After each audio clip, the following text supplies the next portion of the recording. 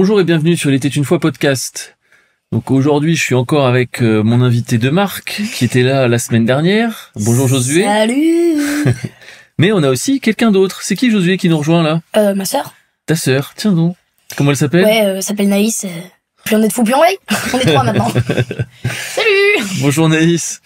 Bon bah du coup, c'est toi qui vas nous faire la lecture aujourd'hui, qu'est-ce que t'en penses?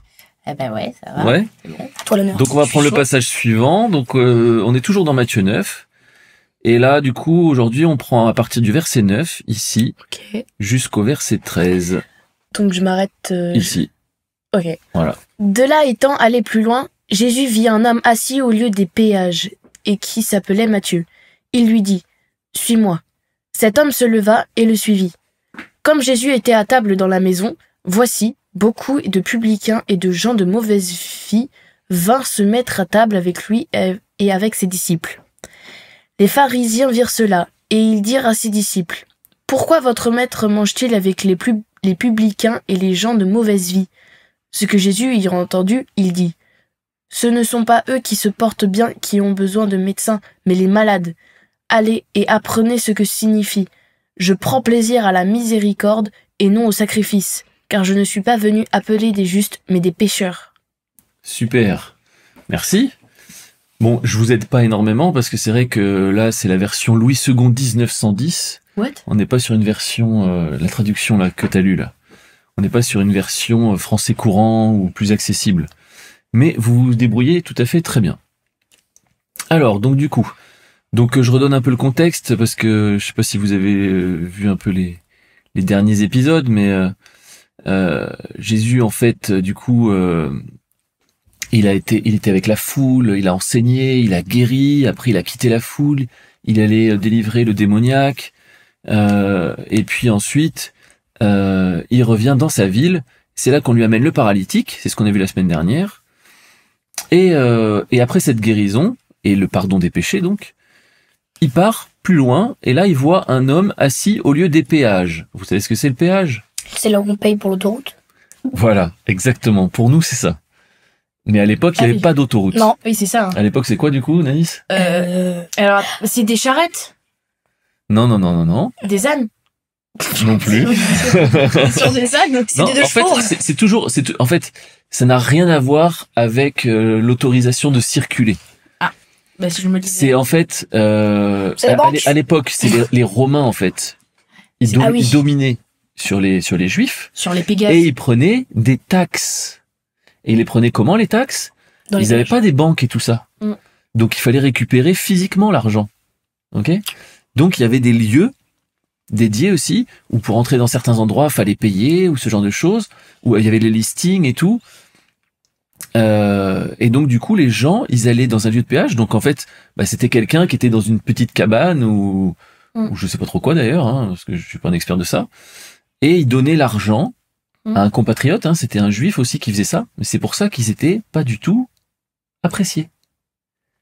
Ah, les Parce que juifs. les juifs qui prenaient l'argent, donc les péagés, Les collecteurs d'impôts. les collecteurs d'impôts, voilà, c'est un synonyme, ou publicains, comme on a vu là, ce mot bizarre, c'est ça que ça veut dire. C'est les collecteurs de taxes, les collecteurs d'impôts, les péagés, tout ça c'est la même chose. Okay. Donc c'est des juifs qui prennent l'argent à d'autres juifs pour le donner aux Romains. Ah, Donc ils étaient pas très apprécié par les autres juifs. Voilà, ils étaient pas très appréciés donc, par les autres Peut-être, juifs. du coup, il y en a beaucoup qui ont dû être choqués que Jésus ait choisi Matthieu, qui était un collecteur d'impôts. Exactement. Là, on voit donc Jésus qui arrive et il voit Matthieu, le péager. Et il lui dit quoi? Bah, il lui Suis-moi. Suis-moi. Autrement dit, ça veut dire quoi? Bah, ça veut dire viens avec moi, suis-moi. Est-ce que tu veux être mon Est-ce que tu vas être mon disciple? Est-ce que tu veux être mon disciple? Donc C'est- déjà, rien que là, tu te dis, Tu waouh. dis qu'est-ce qui se passe? Les gens, ils ont dû se dire, Jésus, il est tombé sur la tête, il prend des péagers comme disciples. Ouais. N'importe quoi. Un grand fou. J'ai une question. C'est quoi la différence entre disciple et apôtre?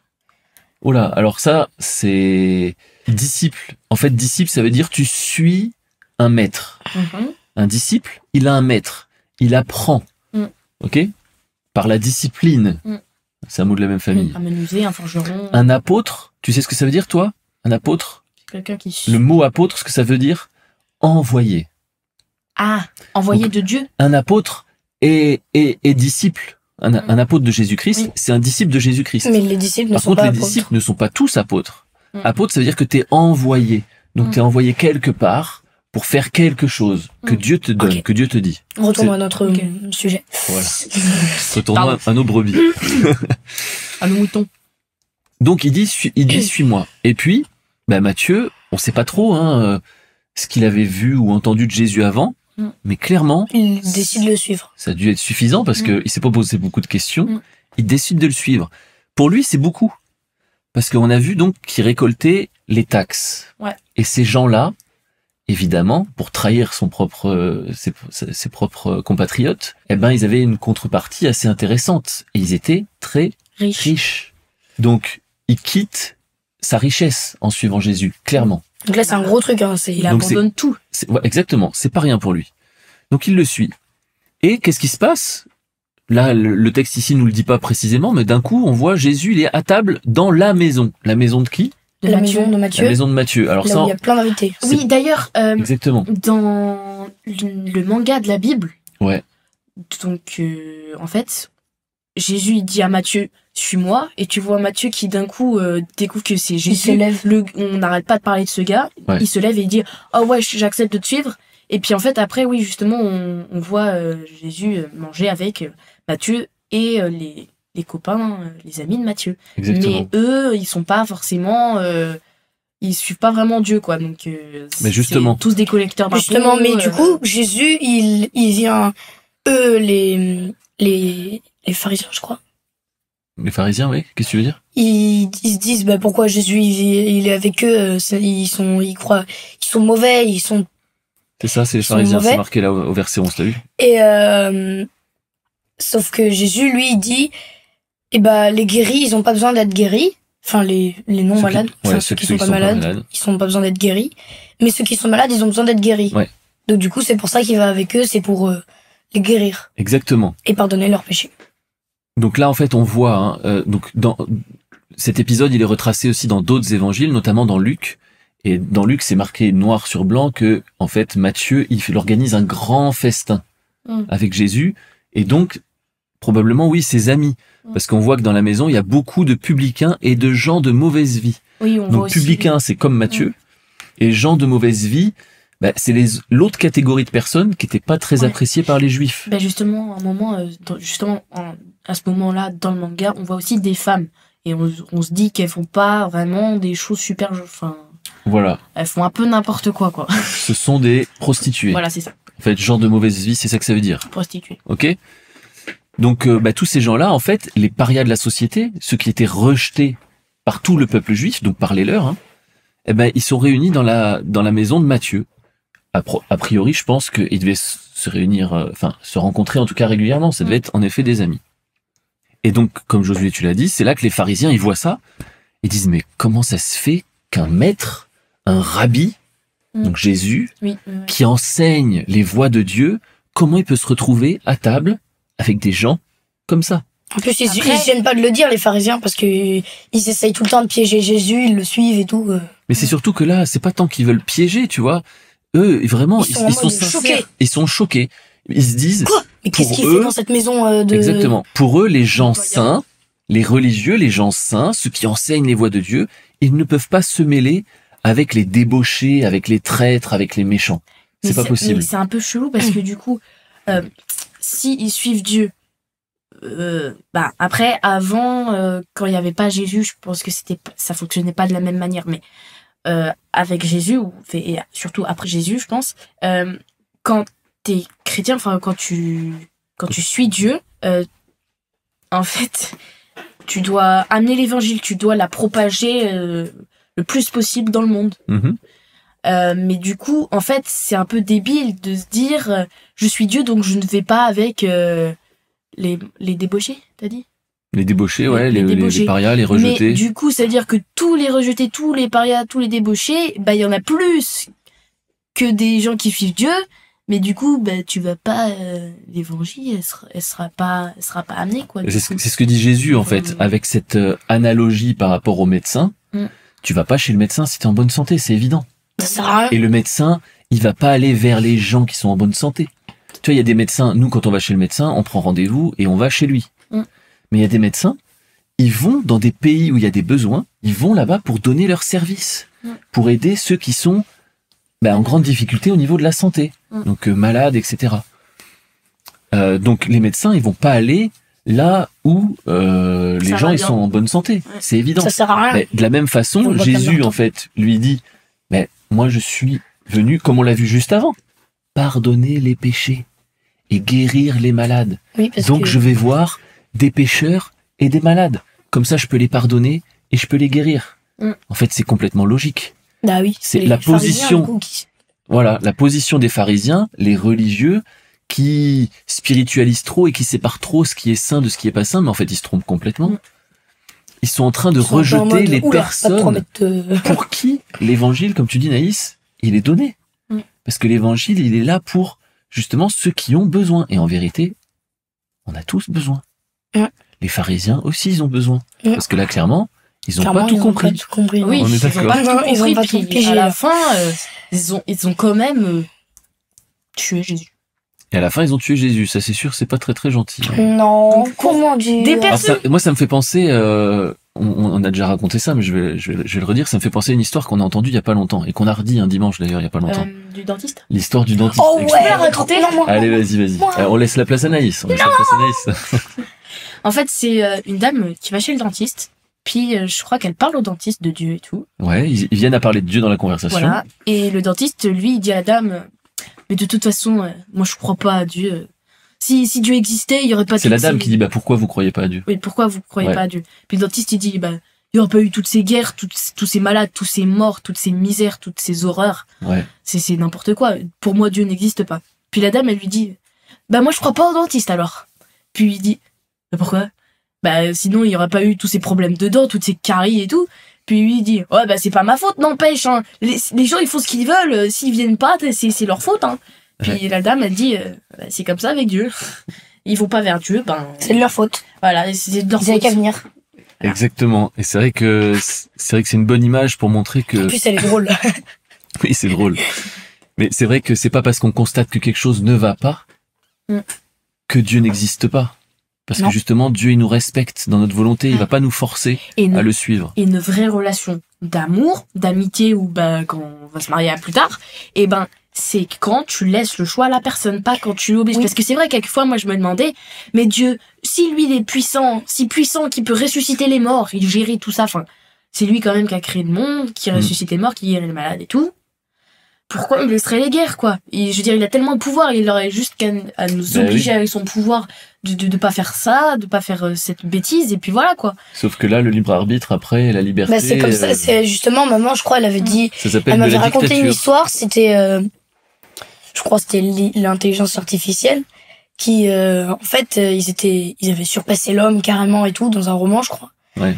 Et en fait, sauf que l'intelligence artificielle, elle devait tout par amour pour l'homme. Pour protéger, en fait. Protéger l'homme. Ouais. Sauf qu'en fait, du coup, elle se retrouve et... Pour protéger l'homme, il y a elle plein de l'enferme, robots quoi. qui, ils enferment dans les maisons. Ils peuvent Exactement. plus sortir. Il y a plusieurs films qui Du sont coup, ils comme se disent, ça aussi. pourquoi tu nous obliges pourquoi l'intelligence artificielle, elle nous oblige à rester dans nos maisons? Ouais. Parce que... Sinon, vous vous tapez parce que dessus. sinon, vous vous tapez dessus, donc, ça s'appelle l'amour. C'est ça, exactement. Sauf que Dieu, lui, il est pas comme ça. Parce qu'après, c'est plus trop de l'amour. Enfin, tu laisses pas le choix à l'autre, quoi. C'est ça. Et donc, du coup, on en vient à notre morale, que ce soit avec l'analogie de Jésus ou cette petite histoire du dentiste. Si on a un problème de santé, si on a un problème de dents, on va chez le médecin ou on va chez le dentiste. Et si on a un problème dans notre vie, on est censé aller vers celui qui donne la vie, celui qui est la source de la vie. Donc vers Dieu. Et puis après, on va finir un peu ce passage, mais il y a encore un verset qui moi me plaît bien, c'est le dernier verset donc, qui dit « Allez et apprenez ce que signifie « Je prends plaisir à la miséricorde et non au sacrifice. Parce que je suis venu appeler des justes, pas appeler des justes, mais des pécheurs. » Donc là, il redit un peu la même chose. Si tout le monde était juste, je serais pas venu en fait. Je viens parce que vous êtes pécheurs en fait et que vous avez besoin d'être justifiés. C'est rien de venir, c'est comme... Enfin... Mais il dit « Je prends plaisir à la miséricorde et pas au sacrifice. » Alors, vous savez ce que c'est les sacrifices? Oui, on offre des agneaux morts, par exemple. Des quoi? Des agneaux. Des agneaux, ouais, exactement. Des animaux morts. Des animaux. Enfin, non, Pas mort, tu les- on les Non. tue. Voilà, On c'est ça. amène des animaux vivants, on les C'est ça. pilote et on les tue. C'est pour ça que ça s'appelle un sacrifice. J'avoue, je suis contente qu'on fasse plus de sacrifices comme ça parce que moi j'aime beaucoup les animaux. C'était une autre époque, on va pas se mentir. C'est quoi la miséricorde? J'ai jamais compris. Le Alors miséricorde, justement, c'est on en la. vient. Mais mais où juste pour rester un peu sur les sacrifices d'abord, Ouais, vas-y. les Ah ouais. gens pensent, en fait, là, ceux à qui ils s'adressent, les pharisiens là, les pharisiens pensent que Dieu prend plaisir au sacrifice. Pourquoi? Parce que dans la loi de Moïse, eh ben, il y a plein de détails qui sont donnés pour savoir comment et quand on doit faire des sacrifices. Alors on va pas tout détailler parce que ce serait beaucoup trop long, puis de toute façon je connais pas tout par cœur. Mais grosso modo, en fait, ce que ça veut dire, c'est bon ben, tu as péché, donc tu es censé mourir puisque le péché amène à la mort.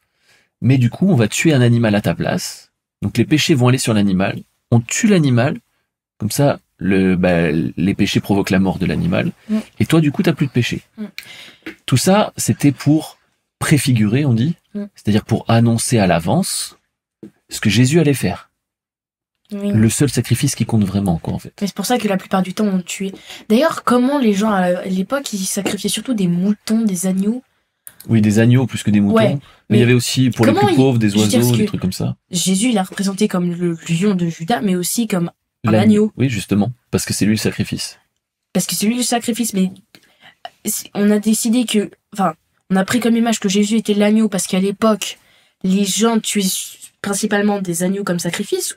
Oui, c'est ça. Oui, c'est ça. Mm. Les personnes à l'époque, ils savaient pas du tout que l'agneau, ça allait être Jésus, mais d'une façon ou d'une autre, Dieu leur a dit qu'il fallait sacrifier des anneaux, des anneaux. Mais c'est ce que Des Dieu a agneaux. fait Ah ouais? avec Moïse. Ah oui. oui. Il a dit, vous prendrez un agneau de 1 an, sans tache, sans Ah défaut, ouais. et vous le sacrifierez. En fait, Jésus l'est appelé l'agneau de Dieu qui ôte le péché du monde, parce que il sacrifie des agneaux pour le péché, depuis des milliers d'années. Ouais. C'est pour ça, en fait. Mais les gens, le problème, c'est qu'ils pensent que ça fait plaisir à Dieu de sacrifier. Mais c'est pas ça. Non. Le sacrifice, c'est pas pour faire plaisir à Dieu. C'est pour nous justifier, pour que le péché et la mort ne tombent pas sur nous. Parce que bon, Parce qu'en fait, Dieu, il a demandé beaucoup de sacrifices, c'est vrai, mais c'est pas pour lui. Dieu, quand il donne la loi, il ne se sert pas. Quand il donne la loi, c'est pour les hommes. C'est un don qui est fait aux hommes. C'est pour les aider. C'est vraiment par amour, justement. La loi, elle est donnée pour l'homme et pas pour Dieu. Donc les sacrifices, ils sont donnés pour les hommes, pas pour Dieu. Parce que Dieu, ben, en réalité, il aime pas les sacrifices. ah non, parce C'est que je veux c'est ce dire, que le passage, il nous dit, on justement. dit que, alors c'est écrit, genre Jésus c'est le fils de Dieu. Enfin, c'est quelqu'un qui est très très très proche de Dieu, quoi. Dieu, il a quand même à moitié. Oui, c'est le fils créé. de Dieu, ouais. Voilà, c'est le fils de Dieu, quoi. Et bah, Dieu a quand même laissé son fils mourir. Donc, si à l'époque, imaginons qu'on est au temps de Jésus, hein, parce qu'à l'époque de Moïse, on sacrifiait des agneaux, oh misère. Mais pour Jésus, lui, l'agneau, ça représentait son fils. Donc, il a pas envie de voir son fils mourir, je veux dire. Mais même, en fait, Dieu, il aime pas les sacrifices. Donc là, c'est Jésus qui le dit en reprenant un passage de l'Ancien Testament. Donc c'était déjà dans l'Ancien Testament, là où Dieu avait demandé plein de sacrifices, mais encore une fois, c'était pas pour lui. C'était pour les hommes. Donc comment, en fait, Dieu, il pourrait aimer les sacrifices, lui qui est l'auteur de la vie, comment il pourrait prendre plaisir à ce qu'on donne la mort? Ça n'a pas de sens. Ça a vraiment aucun sens. C'est pour que les péchés de l'homme ils s'en aillent, quoi. Donc, Justement. ça lui plaît pas, C'est mais parce du que coup, Le c'est pour l'homme, péché, quoi. il est entré dans le monde, et avec le péché, la mort. Donc la mort, elle est là. Et la seule solution pour que la mort ne touche pas le coupable, c'est le sacrifice d'un innocent. La mort touche un innocent, comme ça le coupable, lui, il est justifié parce que la peine est tombée sur quelqu'un d'autre. C'est la seule raison d'être du sacrifice. Sauver de la mort les fautifs. Mais lui, Dieu, il prend pas plaisir au sacrifice. Le sacrifice est nécessaire pour nous sauver, mais il prend pas plaisir dans les sacrifices. Lui, il prend plaisir à quoi? À la miséricorde. Il aime donner des bonnes choses à ceux qui ne les méritent pas. C'est ça, pour répondre à ta question de tout à l'heure, la miséricorde. C'est tu donnes quelque chose de bien à quelqu'un qui ne mérite pas. C'est ça que ça veut dire. Ok? Donc en fait, faut vraiment pas s'inquiéter, parce qu'il y a rien qu'on ait pu faire ou qu'on puisse encore faire pour que Dieu nous rejette, parce qu'il nous aime tellement. Il y a absolument rien qu'on peut faire. même les personnes les plus détestables, comme on le voit là dans ce passage, c'était les personnes les plus détestées. Eh ben, même ces personnes-là, elles ont le droit à l'amour de Dieu, à l'amour de Jésus. Ils sont soignés par Dieu. Il suffit de quoi? De reconnaître ses torts, parce que Dieu, il nous aime tel qu'on est, mais il veut pas qu'on reste tel qu'on est. Il veut qu'on soit libre de toutes nos mauvaises actions, de toutes nos mauvaises pensées, etc. Donc, faut reconnaître ses torts, être repentant. Ça veut dire, du coup, changer justement sa façon de voir les choses, et sa façon d'être, et sa façon de faire. Et le plus dur, je pense, c'est d'accepter qu'on puisse avoir le droit à cet amour infini. Parce que bien souvent, nous, quand on fait des choses qui ne sont pas bien, on se dit qu'on est nul. On se dit qu'on mérite pas. On se dit... Mais Dieu pardonne les péchés. Oui, mais des fois, on a bien du mal à accepter ça. On se dit, il peut pas... Ça vous est déjà arrivé, vous? Je pense que quelquefois, ouais, mais je saurais pas... Je dirais que quelquefois, Dieu, il me disait de faire. Je savais que Dieu était en train de me dire quelle était la meilleure solution à faire. Genre quand je me disputais avec un de mes frères. Ou les deux, ça arrive. Beaucoup trop souvent à mon goût. Enfin bref. Mais du coup, ça m'énervait parce que pour moi, j'étais en colère contre mes frères. J'en avais ras-le-bol. Pour moi, c'était eux qui avaient tout tort et ils m'énervaient. Enfin, c'était insupportable, quoi. Et Dieu me disait, tu dois laisser ton frère tranquille et tu dois lui dire pardon. Moi, je me suis dit, mais ça va pas la tête, Dieu, mais je peux pas lui dire un pardon à quelqu'un qui est complètement fautif. Et ça m'a énervé. Puis, je suis restée genre une minute... Je suis une minute comme ça à me dire ouais mais c'est Dieu qui me dit donc Dieu il sait tout, il fait tout bien lui donc il faut que je lui obéisse, mais dans un autre sens pour moi c'était n'importe quoi. Puis finalement j'ai de mauvaises grâces, j'avoue. J'ai dit pardon à mon frère, je ne sais plus lequel, et puis je suis repartie dans ma chambre et puis en fait à un moment, ah si voilà c'est ça, c'était Noam. Et ben il me dit merci Naïs de m'avoir dit pardon. Et en fait d'un coup je me sens bien meilleure, bien mieux et je me sens joyeuse. Et puis du coup puisque je lui ai dit pardon, lui aussi il m'a dit pardon. Il m'a dit que c'était plus lui qui avait eu tort. Super. Du coup j'ai été trop contente. Moi aussi ça m'était arrivé avec toi. On était en train de se disputer. Sauf que tu commençais à me faire mal et moi je voulais me venger. Sauf que, en fait, Dieu, il était comme mon corps était maîtrisé par Dieu. Oui. Et du coup, il m'a empêché de faire mal à Naïs. Et j'ai senti que c'était Dieu. Ouais. J'étais en mode, je peux pas bouger. Ce qui peut nous donner la force de pardonner et d'aimer ceux qui ne méritent pas, c'est de comprendre que, nous, on mérite pas. Mais que Dieu, il nous aime et il nous pardonne. Hein? Et ça, c'est la plus belle des histoires, la plus belle des nouvelles. La plus belle des nouvelles. La bonne nouvelle. Oh oui! J'ai adoré.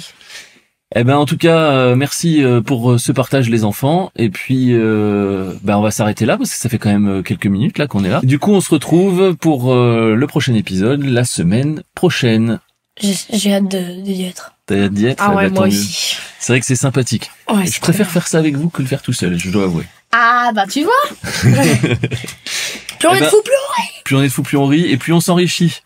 Allez, à bientôt tout le monde sur Il était une fois podcast. Au revoir. Salut.